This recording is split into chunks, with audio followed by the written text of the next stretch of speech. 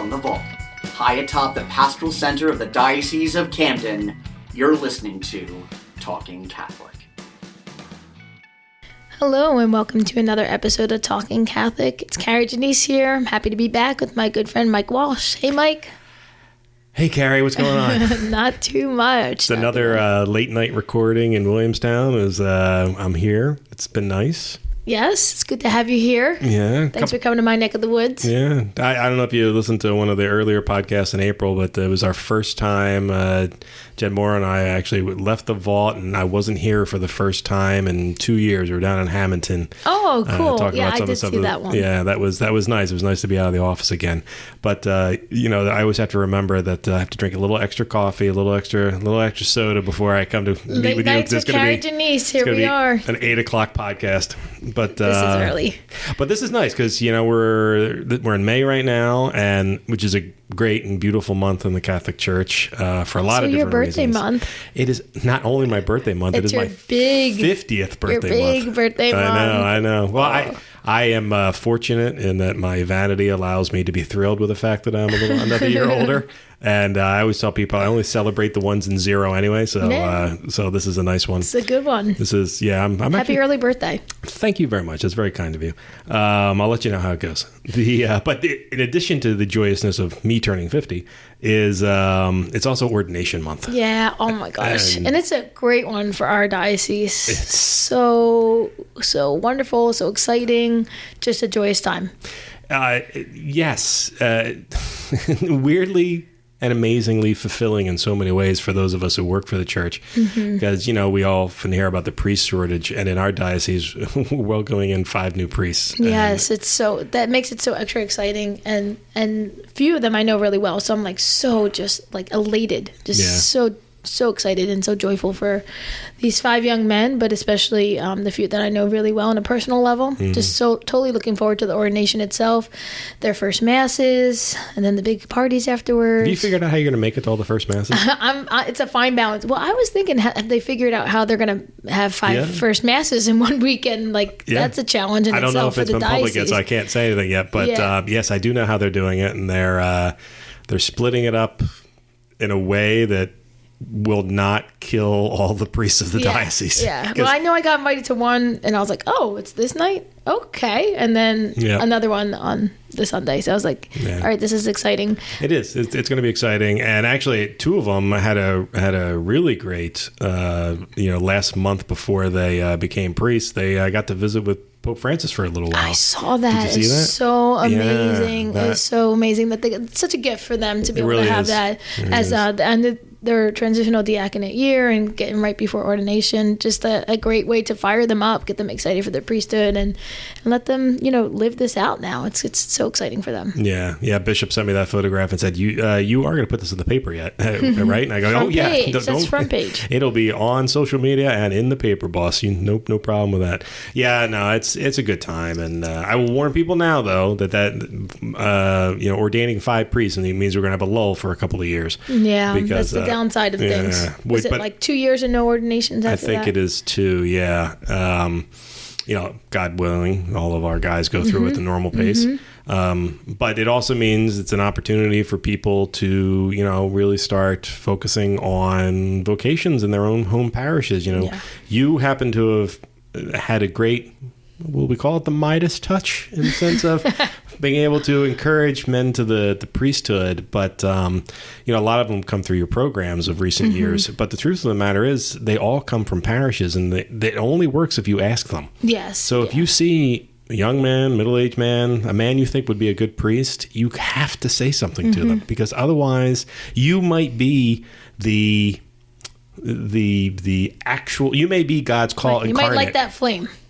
That's exactly it. You might like that. God makes the call, but sometimes he calls through us. Yeah, so if there's someone in your area that you think should be a priest, and if you're in a community where you don't think there's enough representation of your community in the priesthood, you gotta you got to encourage people from your community. You know, I would love to see 5 more African-American priests and 7 more Hispanic priests. I don't know why I gave them different numbers, but we'll say 5 of each. And we have big Vietnamese and Korean groups in South Jersey. We'd like to see more priests coming through those communities. You know, it's if you look at the priests and you see I'm not represented in that priesthood, man, encourage someone from your community to join. And that prayerful support for them too. Pray for vocations. That's so important. I know our parish as a whole, we do a vocations prayer at the beginning of every Sunday Mass or Saturday evening Mass.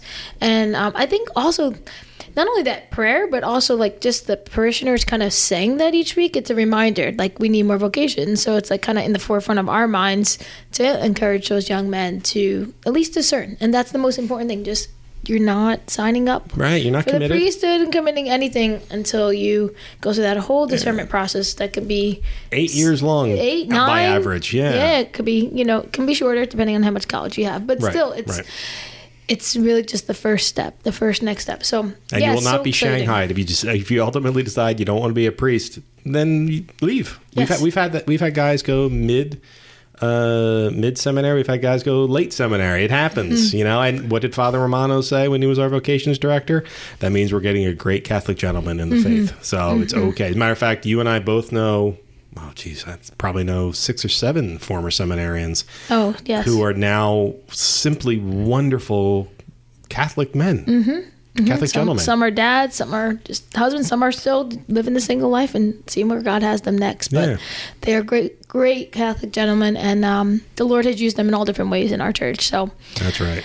Vocations are needed, and we are blessed with 5 of them coming up on May 15th, right? That's May 15th is our ordination day. St. Agnes in Blackwood. That's right. Yeah. Yep. Our Lady of Hope Parish. And like Bishop Sullivan said at IRACE several weeks ago, he says 5 priests are great, but we need 50. So you know, I would love an avalanche of priests in the next couple of years. So folks, let's go. Let's do our work as the lay church. Yep. And encourage these vocations. You know, and I know we're kind of focusing on the priesthood with this, but you've certainly heard enough of our podcast where we also talk about, we've had a lot of conversations with women religious, and you know, there's a lot of opportunities there too. If you're a woman who's felt the calling to religious life, or for that matter, a guy who's felt the calling to religious life, there are plenty of orders specific to men as well. Oh yeah, and a number of them. And although weirdly in South Jersey we don't have a lot of those communities, so no, you kind of have to go north and to other states, but yeah, they tend to be in the cities. I find the male communities, but anyway, it's something to think about. And since we're in May and it's vocations month for us, and other things coming down the pike as well, that I do hope you'll consider that. Now we're going to have a very awkward transition into a completely different topic. Total different topic, but it's still in the month of May. It is the month of May, which is the key reason why we're here in May. That's right. So you had talked to me about someone who's from your parish who'd spoken to your youth group several times, and it's a very powerful story. Yeah, youth, young adult group, our adult prayer group called the Battania Prayer Community. So I've heard her spoke several times now. Yeah, it's great. And I was, this is something that's touched me and my family in the past, so I thought it was a great topic for the podcast. For our listeners, this might be a harder conversation to listen to if you've gone through down this. I know it's a difficult topic for me. I will tell you that when Kari first brought it to me, it gave me nightmares because of incidences in my past that I've gone through this. And then even coming over, Kari, as I was walking through the door, Kari goes, "Why do you have such a look on your face?" And it was because I was thinking about the topic. It can be a difficult topic to talk about, but it's also an important one to talk about. So we thought we would bring it to the podcast. So who's with us today, Kari? Yeah, so we have from my parish, Diana Butkus. Hey, Diana. Hi, Kari. And Diana is going to be sharing, because we're in this month of May. May is Brain Cancer Awareness Month, and the tags go gray in May, so the gray ribbon represents those with brain cancer. But particularly, we want to share about the story of your son, Jaxson. So Jaxson, I know, had a more of a rare form of childhood brain cancer. So if you can just tell us about Jaxson, his life, his story, his diagnosis, and who he was, because I knew him firsthand, and he was an amazing kid. Thank you. You're welcome. Jaxson is my third child with my husband. He was born in June of 2014, and he was one of the most amazing, calm, relaxed babies ever.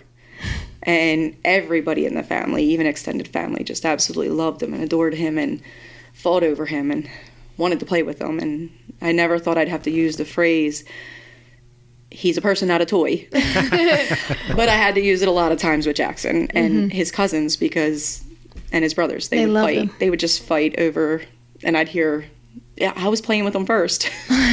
More times over his life. So he quickly became everybody's favorite, and that first year was just bliss. We knew he was our final child. We knew that he completed our family. He was just everything we needed, that we knew we needed, but you also just didn't know how much you needed that little piece.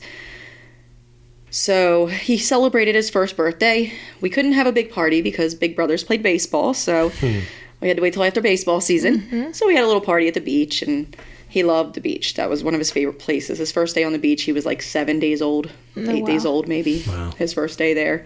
Loved it ever since. And we had a great day, but that big first birthday party never happened because just a few weeks after his first birthday, he was diagnosed with ATRT, which is atypical teratoid rhabdoid tumor, which is a rare form of brain cancer, usually diagnosed in children under the age of 3. It can be diagnosed in older children. It can also be diagnosed in adults, although that is extremely rare. I think there's only maybe 50 cases of it being diagnosed in adults. And it's harsh. It's maybe 30. When he was diagnosed in 2015, 30 kids a year were estimated to be diagnosed with it each year. Wow. So in the pediatric cancer community, that's a very small number of children to be diagnosed with that type of cancer. So there's really as little funding as there is for pediatric cancer as a whole. There's nothing for that type of cancer. It's very minimal in the grand scheme of things. And you're going to talk a little later about some of that funding and where we can best give our funds. We'll save that for the end, maybe. Yeah, we'll save that for the end with some of the other facts and statistics that we have on hold for that. But by the time Jaxson was 18 months old, he had brain surgery. He had a port placed in his chest for his chemo. He also had something called an omaya that was placed in his skull so that they could deliver chemo drugs directly to his brain fluid. He had 6 rounds of chemotherapy, 30 days of radiation, vocal radiation to his brain, 7 or 8 MRIs, 2 or 3 CAT scans, and I can't even remember how many blood and platelet transfusions he had, and that was just in 6 months. But he wasn't even close to being done yet. He still had another 12 months of chemo, and he would have to continue to have MRIs throughout the rest of his life. So at 2.5, he finished treatment and was declared no evidence of disease, and it was absolutely amazing. Other than him having a bald head, you wouldn't even know the torment that this child had to face and how hard everything had been on him, because he was just amazing. He smiled through it all and really just lived life to the fullest in that time frame. Yeah, I remember seeing him I was at his 3rd birthday. 3 and cancer free. We did. We had a big 3 and cancer free party. It was amazing. And I remember, like you said, you would never know. Joyful, running, laughing, doing everything that his big brothers would be doing. And yet he had, in his short life, just lived through so much during that time. And he was just had an incredible zest for life. And well, I know, as the years went on, things changed with diagnosis and all, but there was a time even when he was here at St. Mary's School in Williamstown for kindergarten, and loved by the class, enjoyed all the things that a regular kindergartner would be doing, right on track with everything. He never missed a beat with where he should be academically, and it was just incredible to witness that from an outside perspective, seeing him. Yeah, it was crazy. We felt so blessed, and I was constantly in amazement at how we had weathered this storm. And as we got further from treatment ending and diagnosis day, we're told the further you get out, the less chance of it coming back. Mm-hmm. However, ATRT has a very high return rate. The statistics are not good for ATRT. And actually, while he was here in kindergarten, he went in for a routine scan in February of 2020, right before COVID hit. And we were blindsided when they told us that his cancer was back. Wow. Because there was no indication. He had no symptoms. Nothing was going on. Like Kari said, he was hitting all the marks. He was doing everything he was supposed to be doing. This was just supposed to be another scan. They had actually, in August of 2019, when he had a scan, the doctors had come in and they actually asked me if I would be willing to move his scans from every 6 months to annual scans. Mm. And I looked at her and I said, absolutely not. Mm-hmm. We will see you in February. Mm-hmm. Have a good Christmas. Yeah. And when we went into that office and she told us that there was something there, it just completely knocked the wind out of us. Because it was the last thing we expected, being so close to 5 years out of treatment, which is another statistic, because once you reach 5 years from your diagnosis date, you are considered a long-term survivor in the cancer community. And it doesn't matter where you're at. Mm-hmm. So we were so close to the 5-year mark. Mm-hmm. And now we're entering another battle.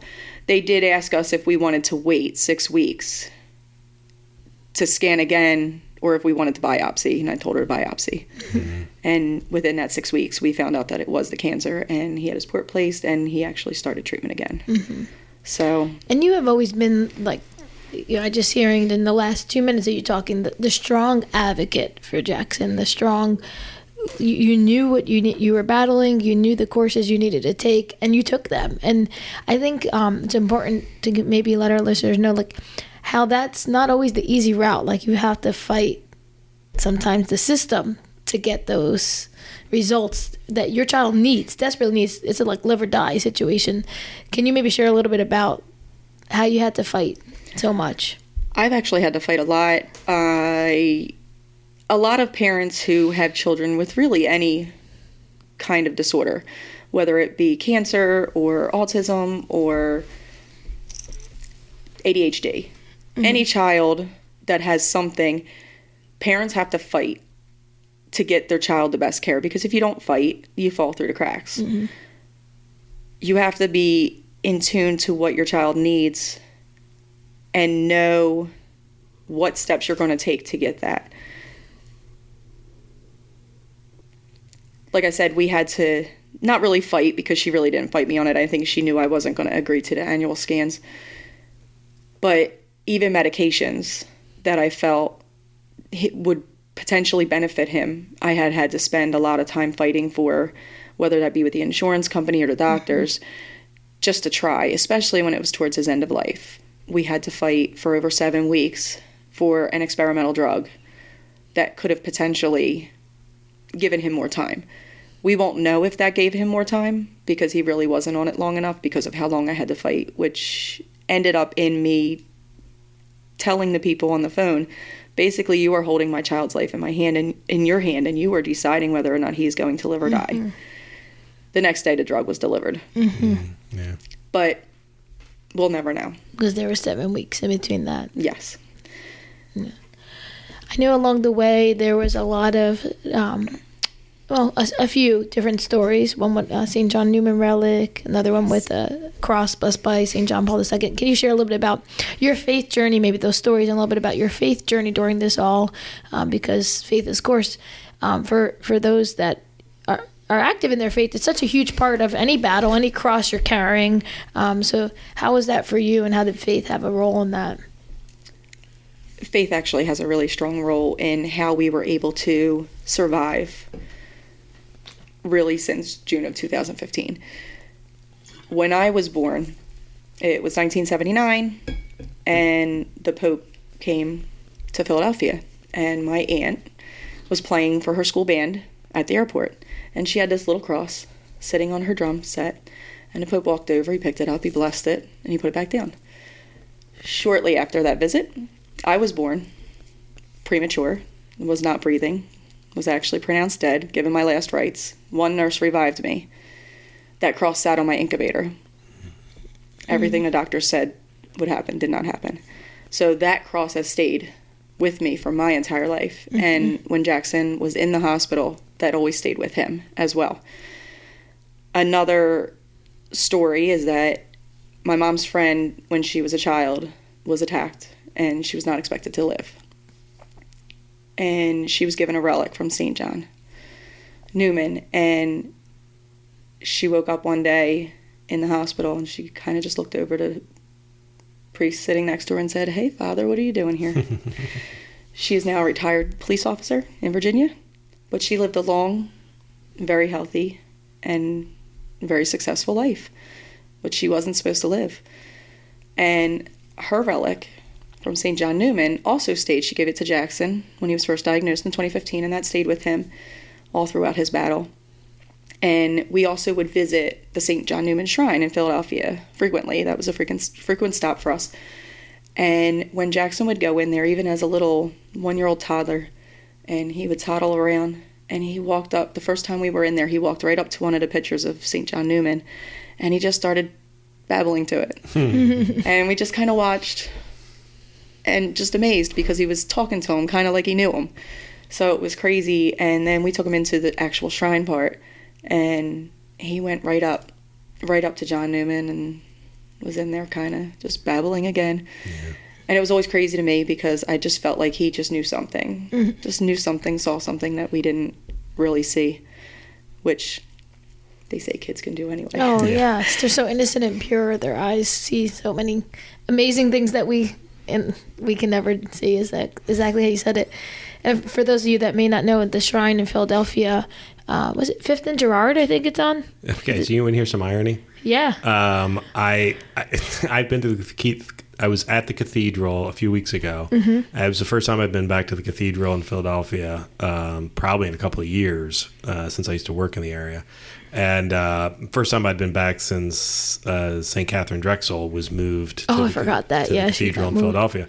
It's a beautiful place where they have her. I'm 99% sure it's the first time I've ever actually prayed in front of a saint's tomb. I was trying to think about it. I don't think I've been in the vicinity of a saint too often in my life. At any rate, I kept looking around the cathedral going, I thought St. John Newman was around here somewhere. And I went back to work the next day, and I asked our vicar general. He's like, no, 5th and Girard. And I was like, oh, I had no idea. He's like, yeah, he's a Redemptorist. He's at that church. Yeah. So, yes, St. John Newman is up the road a little bit. Yeah, 5th and Girard. And his body is partially incorrupt, laying right in a clear glass case underneath the altar. So for any toddler to go up to a body like that, I mean, I most of them would be a little afraid or a little timid or a little scared or sit back. What is that man doing there?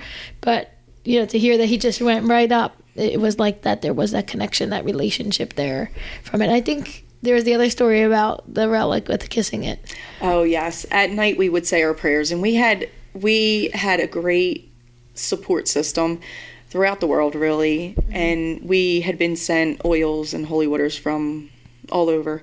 And we would do our little prayers at night, and we would do the oils. And the relic sits in a case, and right below the relic is a coin that has John Newman's face on it. And we would tell Jaxson, we would say, hey, Jaxson, give John Newman a kiss. Touch John Newman or something along those lines. And he would always touch the relic. He never touched the coin's face. Yeah. You would think that a toddler would go to the face, but he always touched a relic, and it was never guided. It was never us telling him to do that. And it's a first-class relic, a piece of his bone. So it is. It's incredible. Yeah, those stories just amaze me.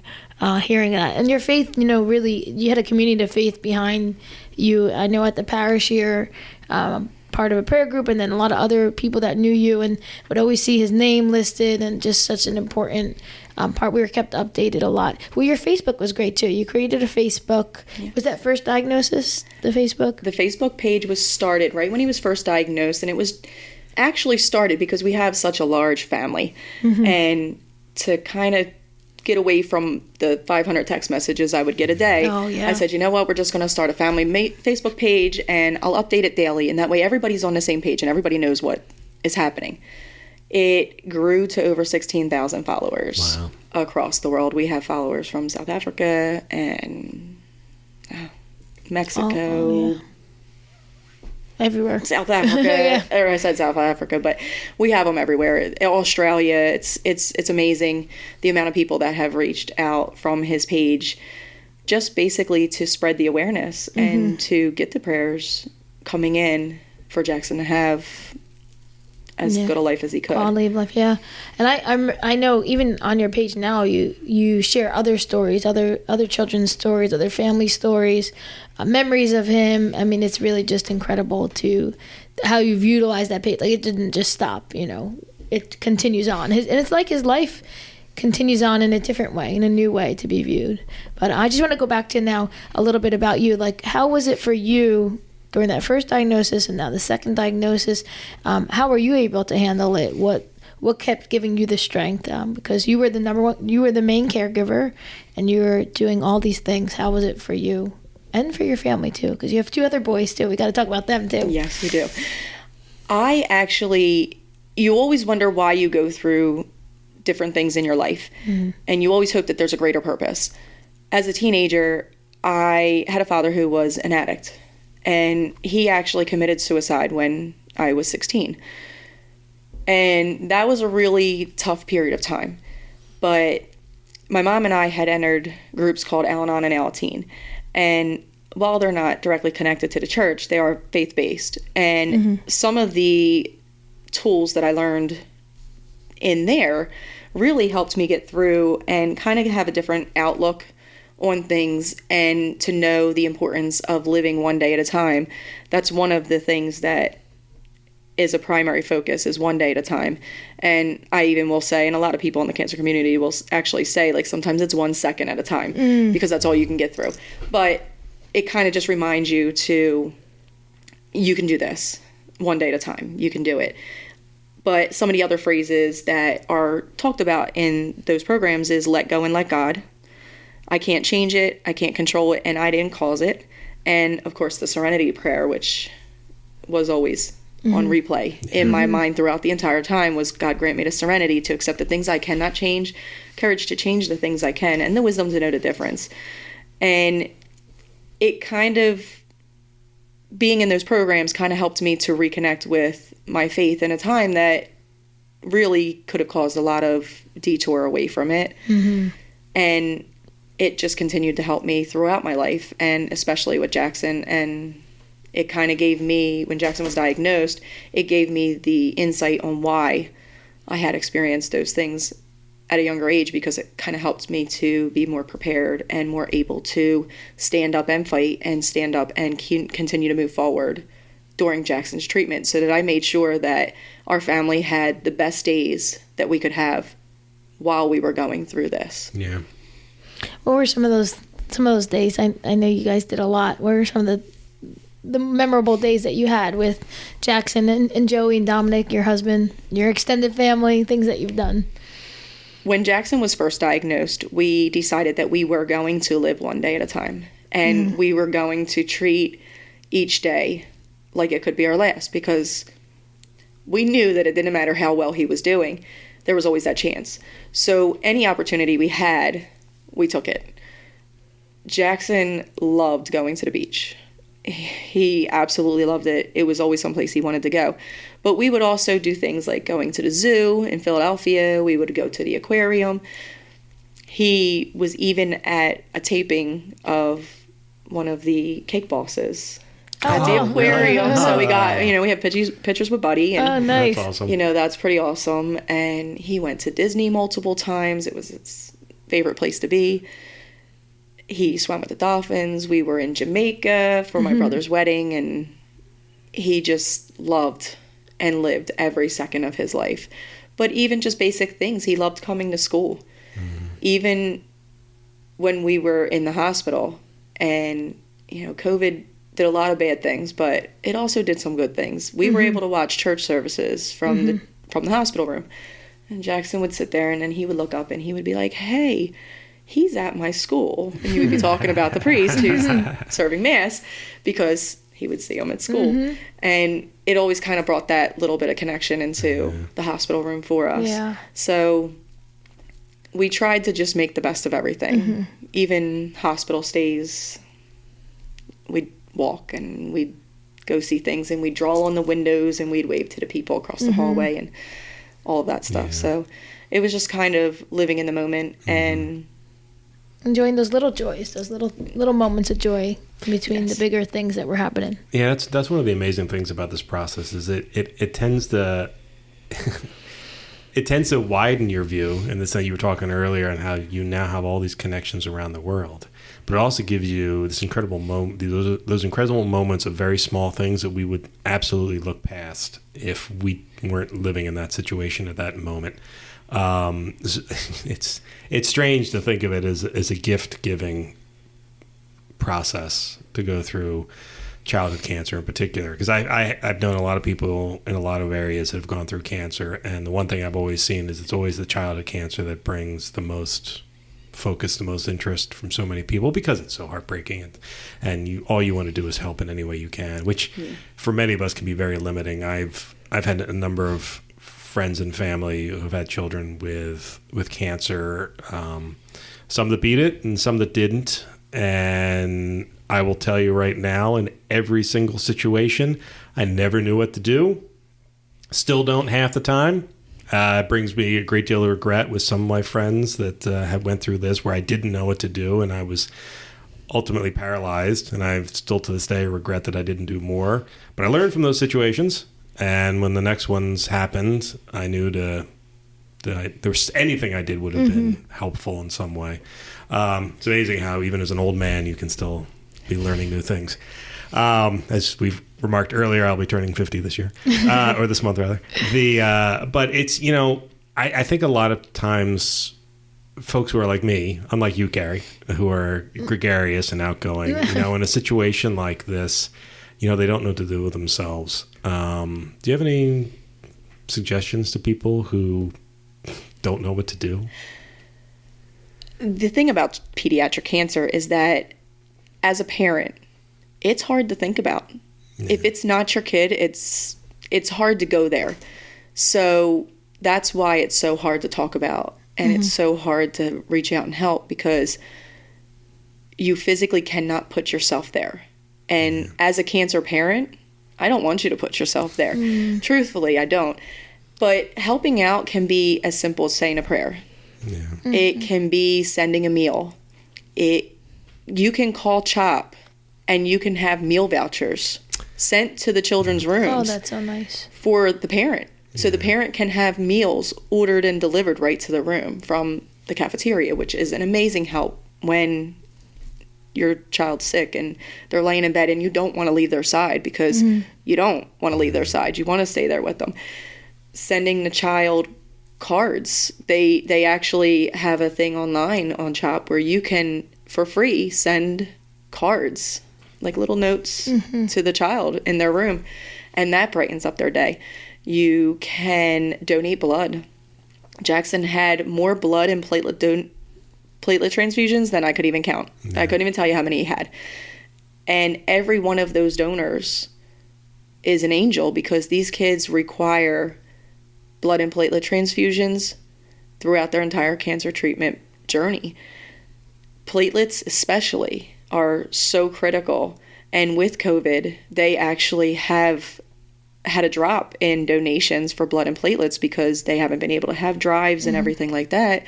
So it's harder to get them. And when you have a toddler especially who has low platelets, if they fall, if they bump their head, that could lead to even more difficulties and more problems because of the bleeding.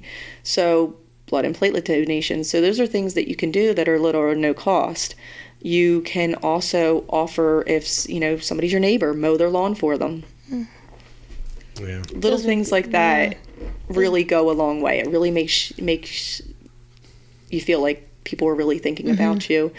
Dropping off meals. I spent a lot of time in the hospital with Jaxson while my husband Nick stayed home with my older two boys to try to kind of keep them at a normal level, as normal as they could be for two little boys. And when we had people who were offering to drop off food for my husband and my other 2 children, it made me feel so much better because I knew my husband and my kids were taken care of.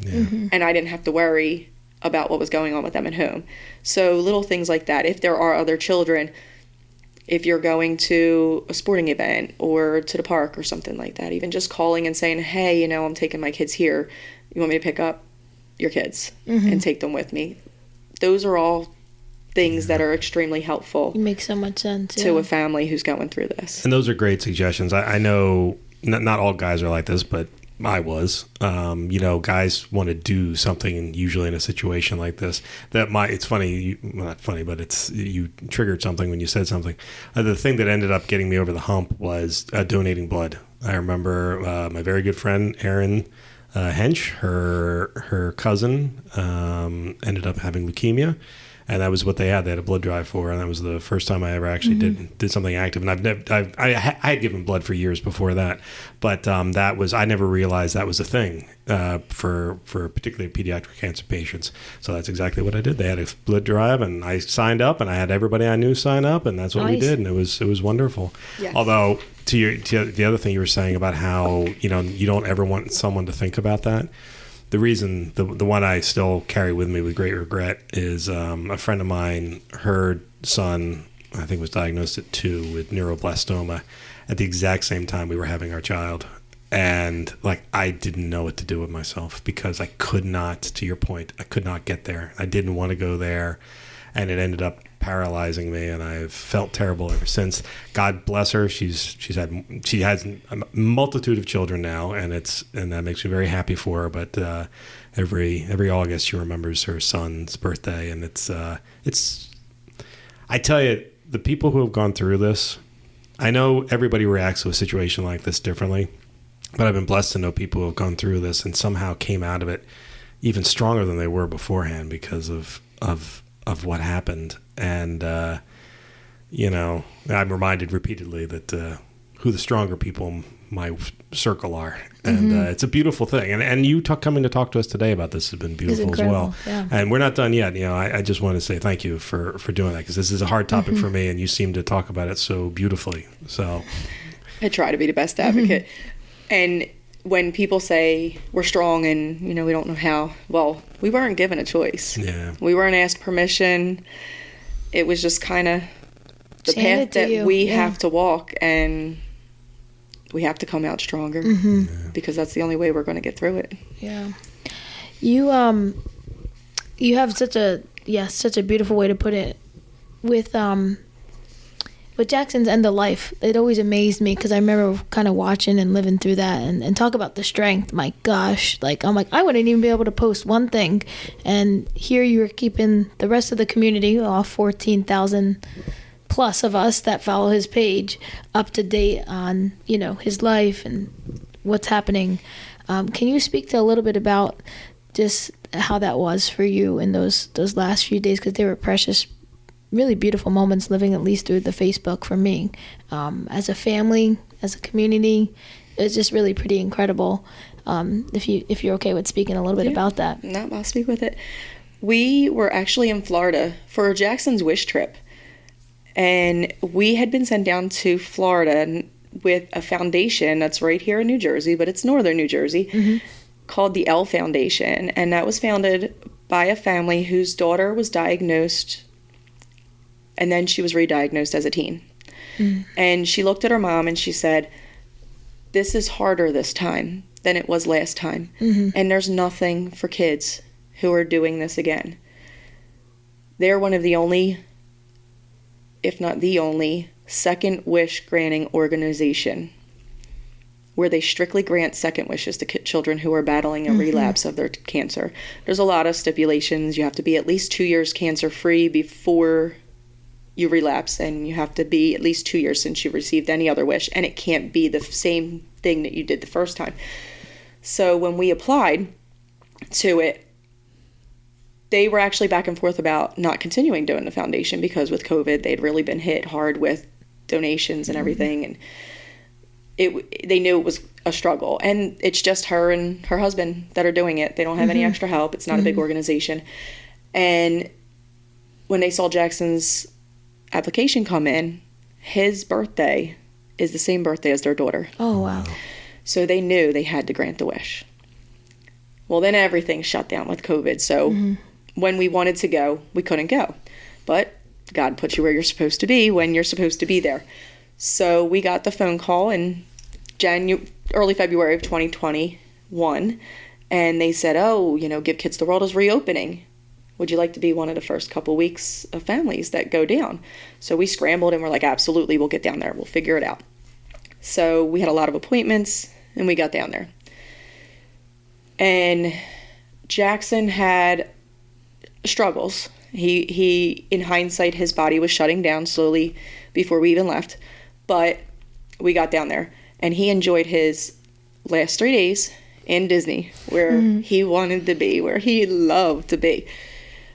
And then Thursday night, he kind of went to sleep, and he really didn't wake up fully after that. Friday, we went to a planned visit at the hospital to check his blood counts.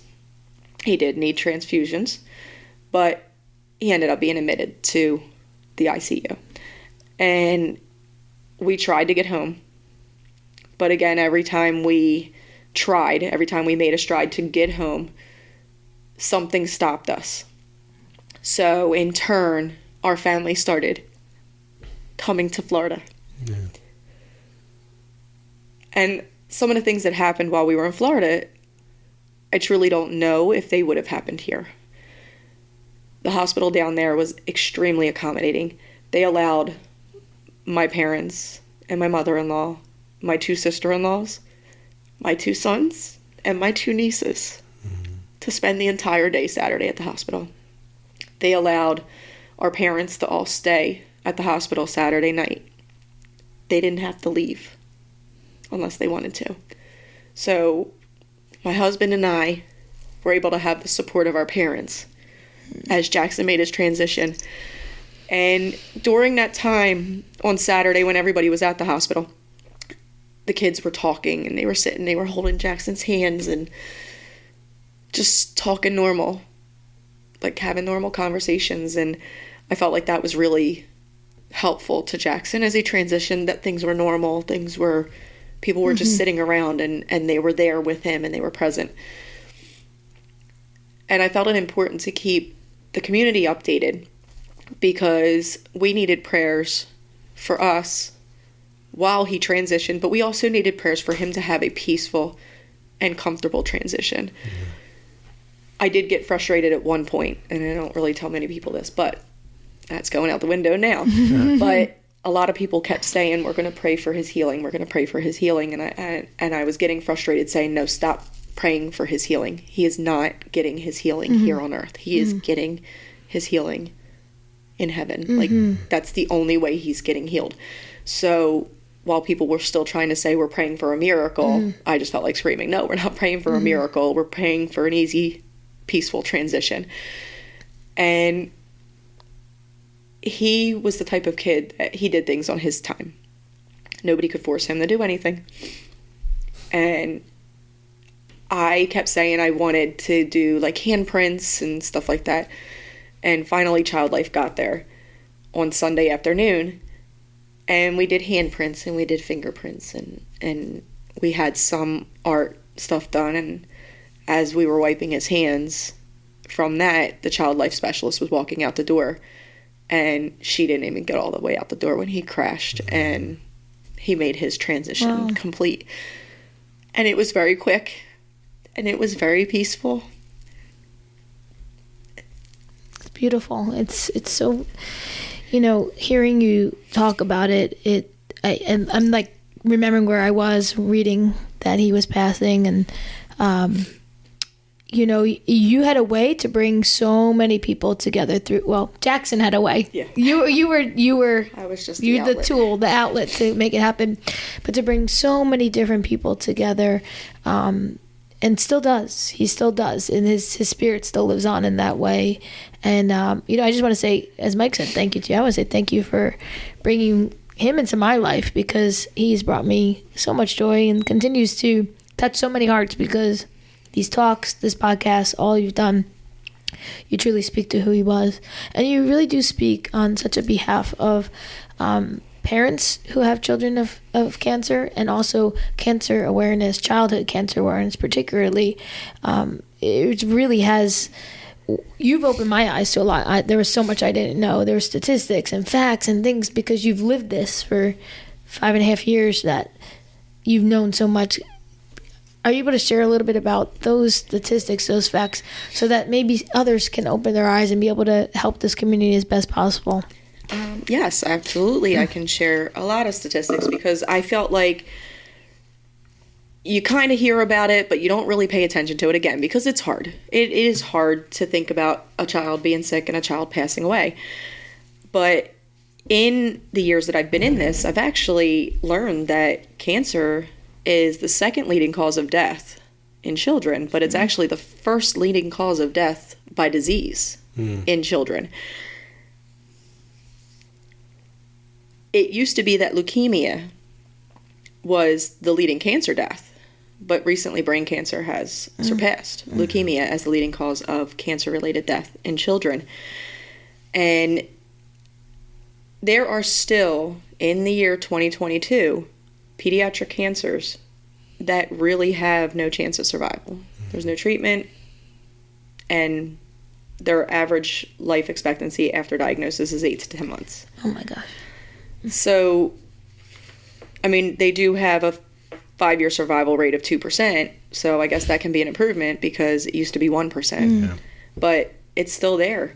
And pediatric brain cancer, you can't prevent it. It's not environmental. It's not something that you can stop from happening. It could be genetic. It could just be something in their genes that's just a fluke and it causes it to form. ATRT specifically is caused by changes in a gene known as the SMARCB1, aka INI1, which is a gene that normally signals proteins to stop tumor growth. When it doesn't function properly, then the tumors can form. In 2015, when Jaxson was diagnosed, we were told that this deletion was only found in his tumors, which we were hopeful that it would improve his chances of survival. Now, since he had the recurrence and it was outside of that same area, I don't know that that's probably true anymore. It probably was throughout his whole system. But again, we won't know. ATRT can also be hereditary. There are families that it has been found to be passed down from generations. ATRT is a fairly new diagnosis. Only in the late 90s did it get its name. So before then, it was considered a medulloblastoma. So the only way to kind of confirm that the family history is ATRT is if there are still tumor tissue at the hospital from those children who passed away, which in a lot of cases there is. They keep them. So ATRT is also not graded. Most cancers are graded. They're given a level. ATRT doesn't have one. Right. Some hospitals are starting to grade it as a 4, but really, when you're graded as a 4, it's just bad. So, you know. In your travels and your research, have you found like good recipients of people's funding in terms of like awareness or fighting this form of cancer, or all children's? This particular form of cancer, you can always make donations directly to CHOP. You can do them in your own name. You can do them in somebody's name. You can make them specifically to ATRT research. We do the Parkway Run. Usually, we haven't done it in the last couple of years due to COVID and Jaxson being back in treatment and just the craziness of all of that. But when we do it, we always set our goal for at least $10,000 so that we, as a team, so that we can donate that specifically to ATRT research. That's when you can designate it. So we do that. Alex's Lemonade Stand is always a great place. And I can also send messages to have you put links up for other places that are great to donate to. Yeah. To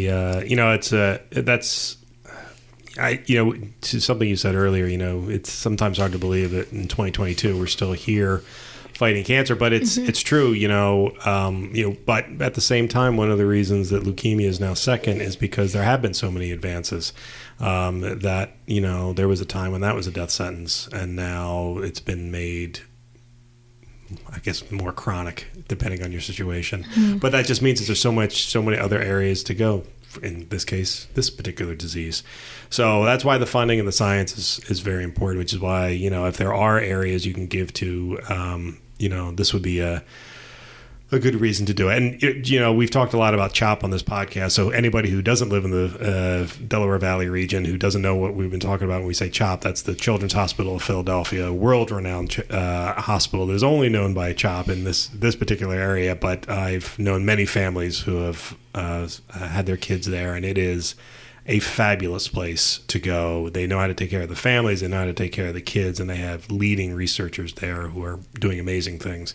So if you live out of the area or you live in the area and you're not sure where to take your kid and because something really amiss has happened, do consider CHOP. It's a wonderful place. Great place. And we're really blessed to have it so close to home. And I know you went to maybe some other places and he said, this is where we're going. This is it. It's like the best, right? We didn't go anywhere else. They told us when he was first diagnosed, they said, you can go get second opinions. And I looked at her and I said, where are we going to go schedule his surgery? Yeah, right. We're not going anywhere else. Here. A lot of people have asked me why I don't go to St. Jude, why we didn't go to St. Jude. St. Jude is a wonderful research hospital who does wonderful things. But Jaxson didn't fit into any of their categories. They did not have an open trial available for Jaxson, and that is why we could not go to St. Jude. St. Jude is very specific about their children that are accepted.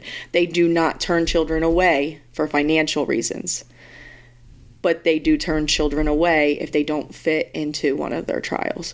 Right. Unfortunately, it's harder to get a trial for a cancer that is 30 kids a year are diagnosed with. Yeah. It's kind of hard. But some of the drugs that Jaxson had at CHOP, this is the reason why we need more funding, is because the drugs that he had were actually developed in the 50s, 60s, 70s, and 80s. And these are drugs that he was given. And some people would say, well, okay, they've been around that long, and that's why they're still using them, because they work. And they don't work. Yeah. They're drugs that were specifically developed for adult cancers that they are giving to the kids, hoping that they will work. And Jaxson is obviously a case that shows that it did not work. There have only been 4 FDA-approved drugs in the last 20 years for children. Yeah. That's all cancers. And that's it, for all cancers. There's a lot of work to be done, and a lot of that comes down to funding. When we've talked about COVID a couple of times. One of the things that was sort of miraculous about the whole COVID vaccinations and everything was people talked about how quickly it all turned around. For anyone, I used to cover the healthcare industry. I used to cover FDA meetings and things like that for a long time. It was never about, it's always been about funding. If you have enough money, miracles can happen overnight. It really is that fast. The problem is that the money is so hard to come by, which is why, and it's unfortunate that we have to do so much of it through fundraising, but it is why it's an integral part of the process for research to happen is to give money. It'd be great if we spend as much on cancer research as we did on the military, but that's politicians, and we can't do anything about politicians other than vote them out. They're not doing their job.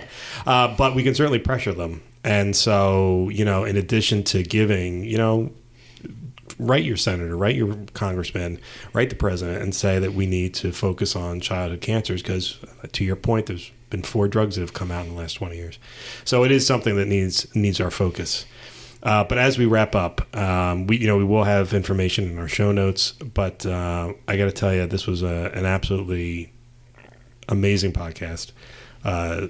I'm so happy that you came on, Kari. I'm so happy you made me do this, even though in my heart I wanted to get nowhere near it. But not the easiest, but you know what? We have to give it the voice in this time, and especially in this month of May, to give it the voice. And in Jaxson's case, his advocacy lives on, and will live on long past him, much like Alex's lemonade stand has. Mm-hmm. This is an opportunity for Jaxson to continue to give back for the rest of our natural lives, while he looks down on us from heaven. So, amen to that. Yeah.